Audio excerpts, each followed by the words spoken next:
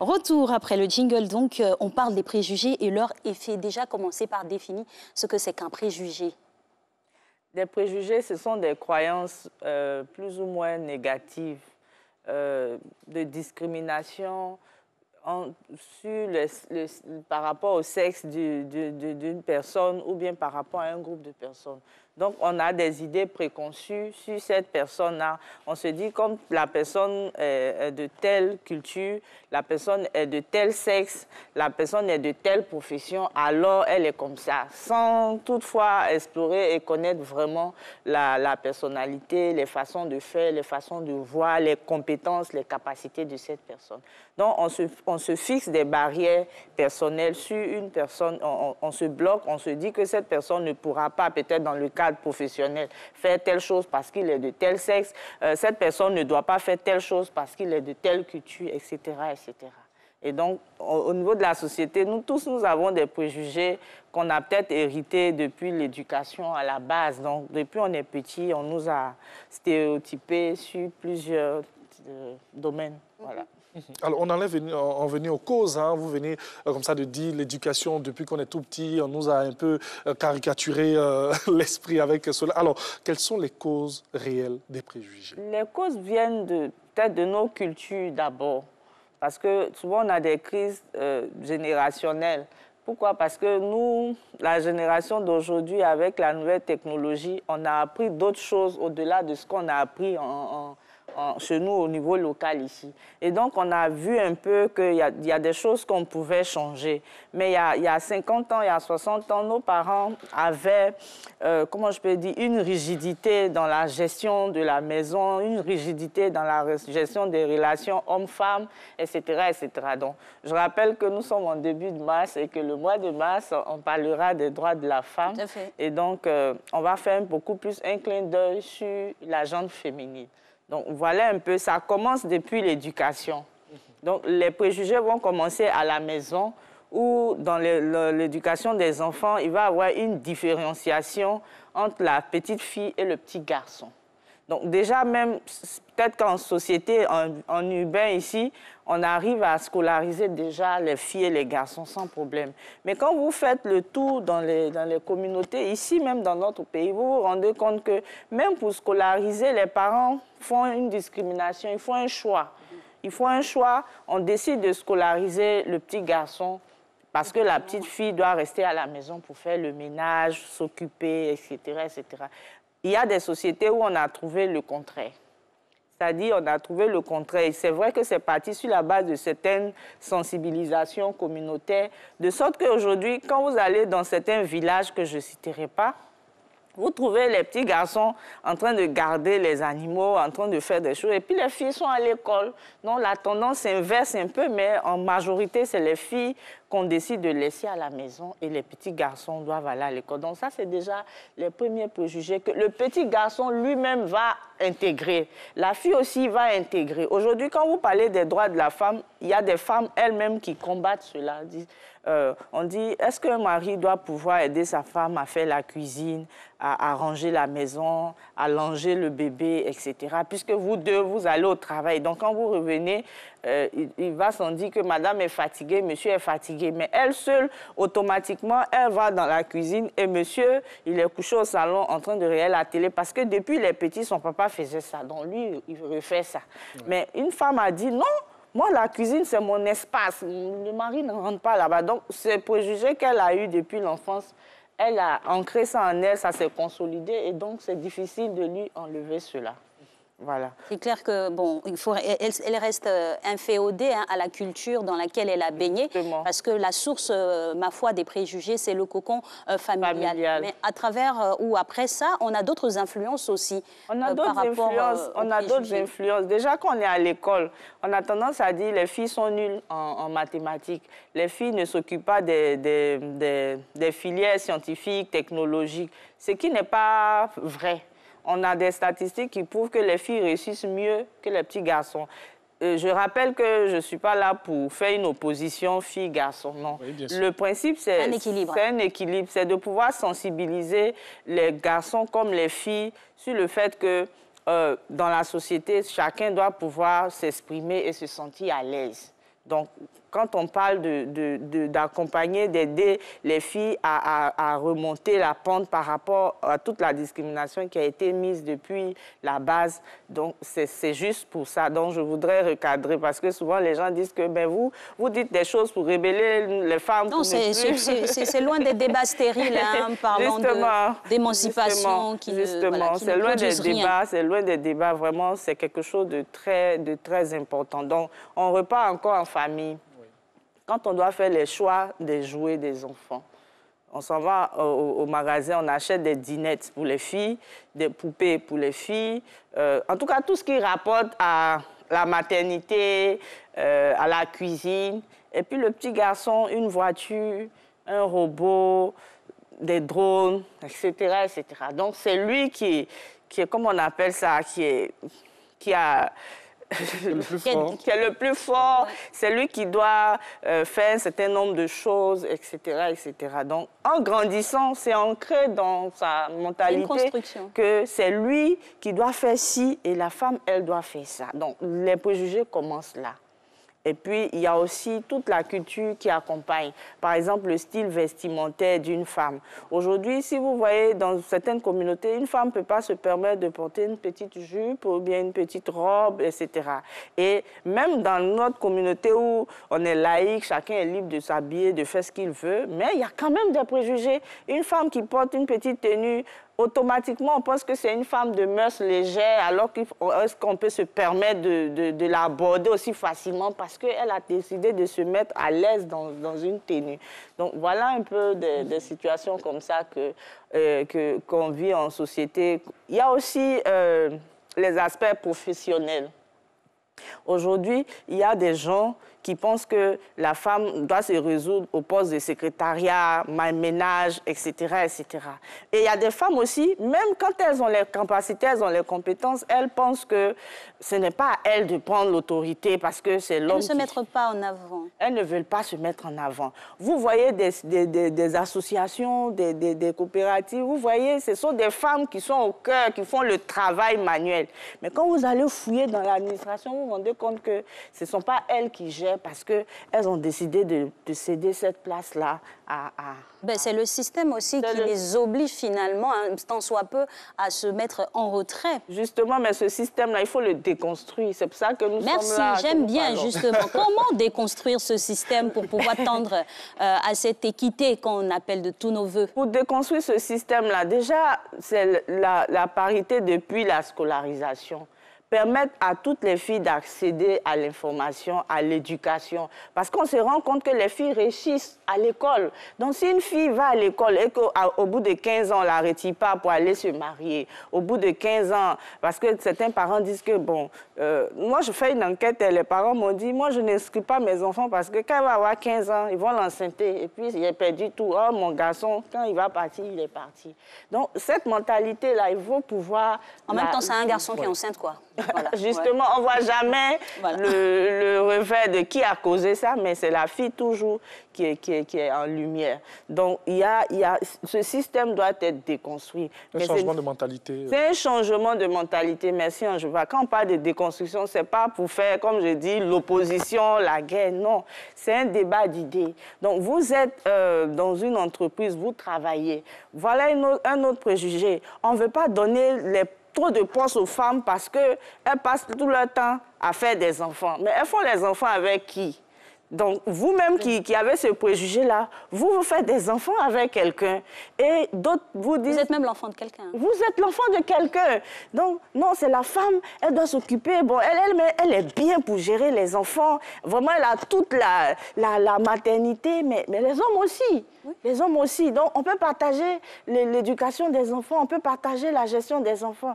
Donc, il y a des femmes qui ne peuvent pas prospérer à un certain niveau juste parce qu'elles vont aller en maternité, etc. Quelque part, c'est nous-mêmes qui nourrissons tous ces préjugés. On nourrit ces préjugés et ça ne nous est pas profitable, que ce soit à l'homme comme à la femme, ça ne nous est pas profitable. Alors dites-nous, quel impact ces préjugés-là ont sur une personne, sur notre personnalité, sur notre quotidien? D'abord, c'est la perte de confiance en soi. Donc, on n'a pas confiance en nous. Si on nous fait croire qu'on ne peut pas occuper des postes de responsabilité, on n'a pas confiance en nous. On est constamment replié, on stresse, on a des problèmes, on peut déprimer parce que vous pouvez avoir fait des études, avoir la compétence, mais vous êtes dans un environnement où pour passer de l'étape où vous êtes à l'étape supérieure, il n'y a aucun problème technique, il n'y a aucun problème de compétence, mais il y a des stéréotypes ou des préjugés qui font que les gens n'acceptent pas de vous laisser passer au prochain niveau.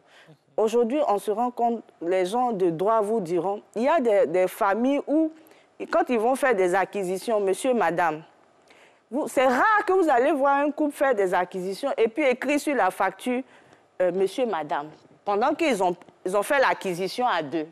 La femme accepte toujours de concéder le bien à monsieur. Pourquoi? Parce que c'est le chef. Je n'en disconviens pas, mais quand un de vous n'est pas là, comment on justifie que ce bien-là vous appartenait, vous deux? Donc, on arrive à un moment où vous êtes dépossédés parce que depuis votre enfance, on vous a fait comprendre que la femme n'hérite pas, la femme n'a pas de terre, la femme n'a pas si. Donc, vous-même n'avez pas confiance en vous. Vous ne cherchez pas à faire des acquisitions pour vous affirmer et avoir ce que vous voulez et permettre aussi à ce que, autour de vous, votre famille, vos enfants puissent en profiter. Parce que quand vous êtes attaché exclusivement à votre conjoint et que c'est lui qui doit s'occuper de vous, il y a des hommes qui m'ont dit, il y a même une semaine, que moi, ma femme, je lui ai dit de ne pas travailler. Tout ce que je gagne, c'est pour elle. Elle n'a qu'à s'occuper des enfants. Je suis d'accord. Mais est-ce que nous, on gère notre vie? Aujourd'hui, tout de suite, je peux finir de parler, puis en partant, je vais être malade. Donc, si je suis malade, que je deviens invalide et que ma femme n'a jamais rien fait parce que la société dit que c'est elle qui doit s'occuper des enfants. Si je ne ramène plus la devise à la maison, comment elle trouve cette devise-là pour gérer? Et donc, ça va créer de la pauvreté, de la vulnérabilité, etc., etc. À travers ce que vous dites, c'est tous les compartiments de notre société que vous êtes en train de toucher. Bien sûr, mais, bien sûr. C'est pour ça que j'étais d'accord quand vous avez dit qu'il faut un changement de mentalité. Parce qu'on n'a pas à s'entrechoquer pour dire « nous les hommes c'est comme ça, nous les femmes c'est comme ça ». Parce que quand on se retrouve en intimité à deux, on ne discute pas de ces choses-là. On parle d'autres choses plus intéressantes, plus importantes. Et comment? L'importance aussi de ces sujets-là n'est pas, on va dire, à être dévoyée. C'est très important. Vous avez parlé de changement de mentalité tantôt.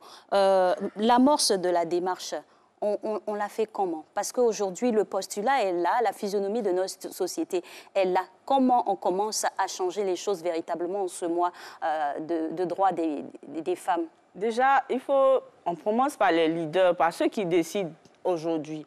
Un décideur, c'est tout un citoyen. Vous vous levez matin, vous décidez d'aller prendre la douche et puis sortir. Vous êtes un décideur.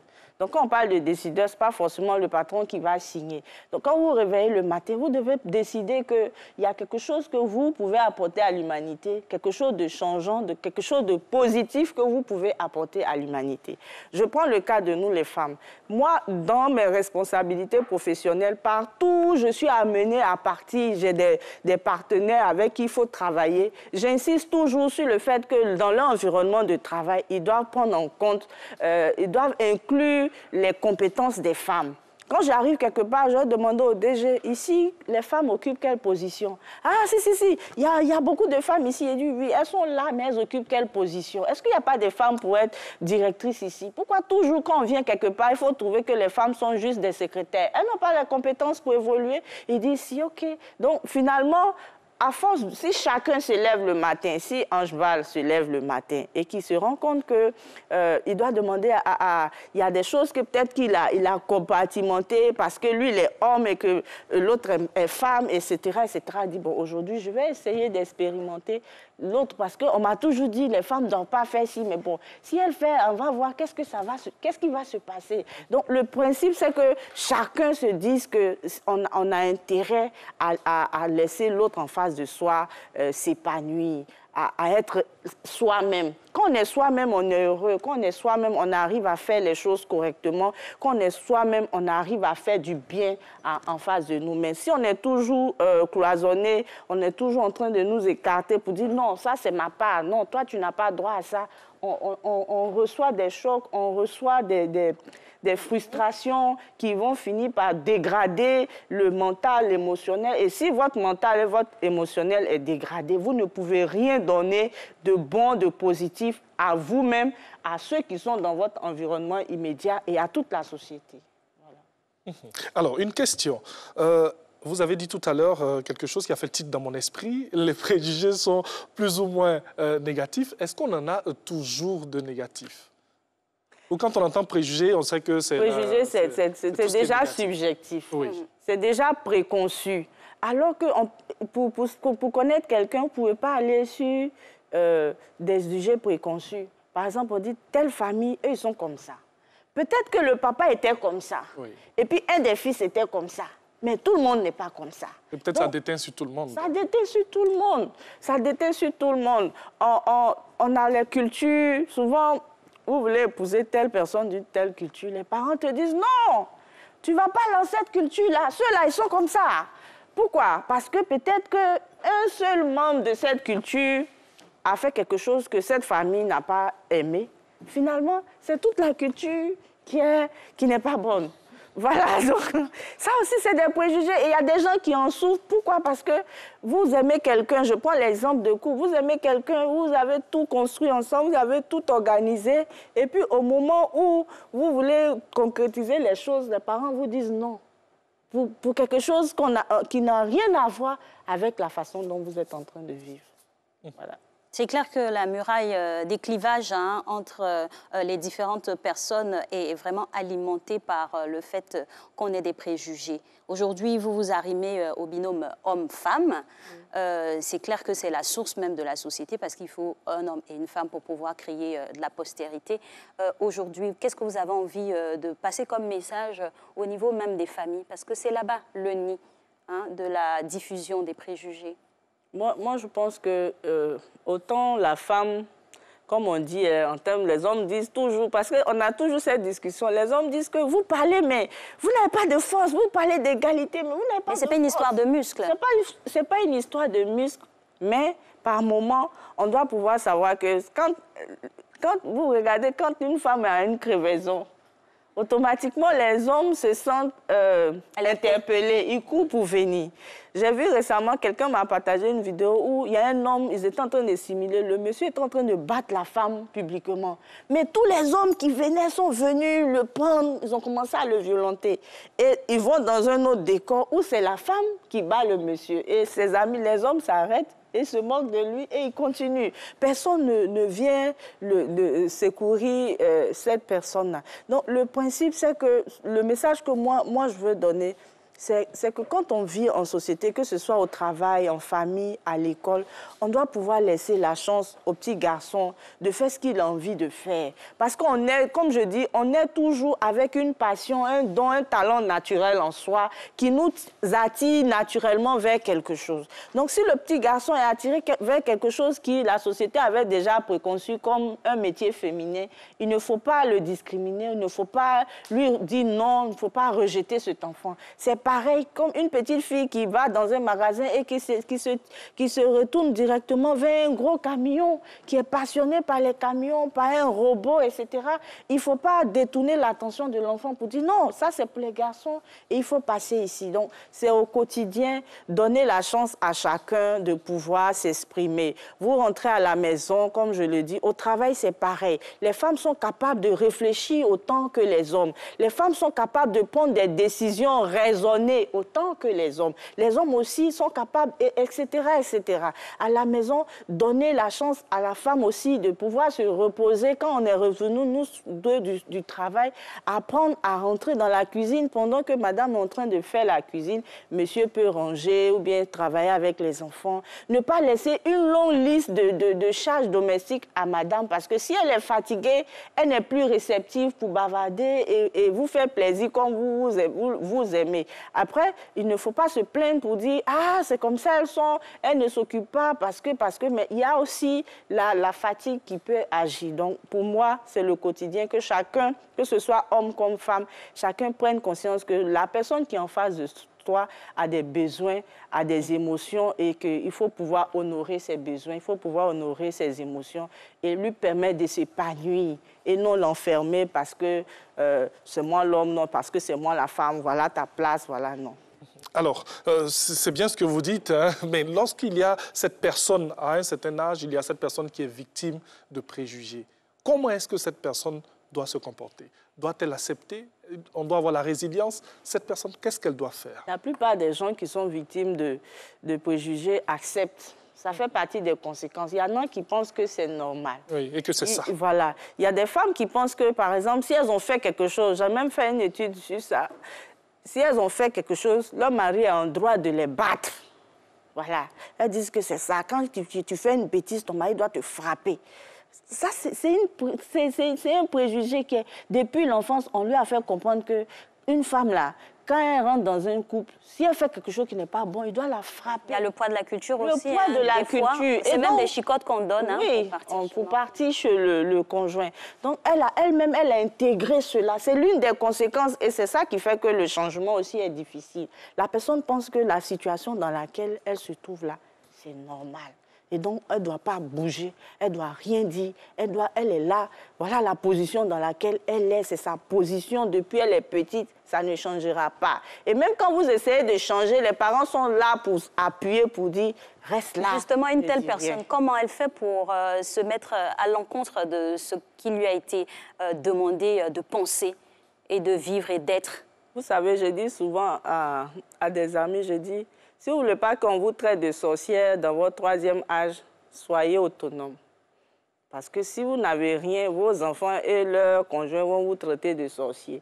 Mais si vous êtes autonome, c'est eux qui viendront passer le week-end chez vous. C'est une façon de dire que pour pouvoir sortir d'un tel carcan, c'est d'avoir un moral, un mental assez fort pour se battre et gagner son autonomie. Parce que quand vous êtes autonome, là, il n'y a pas d'opposition. Puisque quand la famille a besoin de quelqu'un, même si vous ne venez pas à les réunions de famille, même si vous n'êtes pas là, que c'est vous qui payez. Pour ainsi dire, l'argent influence le regard. Pas forcément l'argent en termes de devise, mais c'est la position que vous avez. Ça peut même être vous êtes une personne qui a un carnet d'adresses, vous êtes une personne relationnelle, vous pouvez décanter des situations. Ce n'est pas forcément de l'argent rempli, mais vous avez une vie qui vous permet de vous exprimer, de vous épanouir, vous êtes autonome. Même quand la famille veut vous appuyer, vous dites non, parce que pourquoi on dit non? Pourquoi on a peur de dire non à la famille quand ce qu'ils font comme proposition ne nous plaît pas? Parce qu'on sait que quand on sera en difficulté, la famille va nous rejeter, on va se retrouver à la rue, on va se retrouver sans soutien. On corrompt soi-même ses propres pensées. Voilà. Non, mais si vous êtes autonome, même la pensée de votre mère ou bien de votre père va changer parce que quand il va vous dire il faut faire ça, non papa ou bien maman, je ne peux pas. Pourquoi? Vous expliquez. Ils ne vont jamais vous dire « je te renie » parce que derrière, après les discussions, vous gérez un certain nombre de choses qui leur permettent d'être à l'aise. Donc, il faut gagner son autonomie. Il faut gagner son autonomie. Ne pas rester là à attendre que... Même si vous avez un homme qui est super riche, exemple, il ne va pas vous donner ce que vous voulez. Il ne peut pas tout vous donner. Il peut vous donner des chèques chaque fin de mois, mais ça ne va jamais combler le besoin que vous aurez quand vous-même vous avez gagné votre autonomie. C'est ce besoin-là qu'on appelle la liberté. C'est ça, c'est ça, avoir sa liberté et être épanoui. Bien sûr. Et aussi, à travers ce que vous dites, c'est cette capacité-là à supporter ce qu'il y a en face, au fait. Bien sûr, ça vous permet d'être résilient. Oui. Parce que même si vous êtes autonome, que les gens vous rejettent de ça et là, quand vous n'avez pas de besoin primaire à gérer, à aller supplier quelqu'un pour vous donner à manger, vous développez de la résilience. Et cette résilience-là va vous permettre de continuer votre chemin et permettre à ceux qui avaient ces idées préconçues là, à la longue de comprendre que non seulement ils se sont trompés, mais que vous êtes un exemple à suivre. Et ils vont commencer à être des éléments sensibilisateurs de la communauté pour dire, voilà, telle personne, on l'a catégorisée, mais dans le fond, parce que c'est ça, c'est les préjugés, ça crée des discriminations.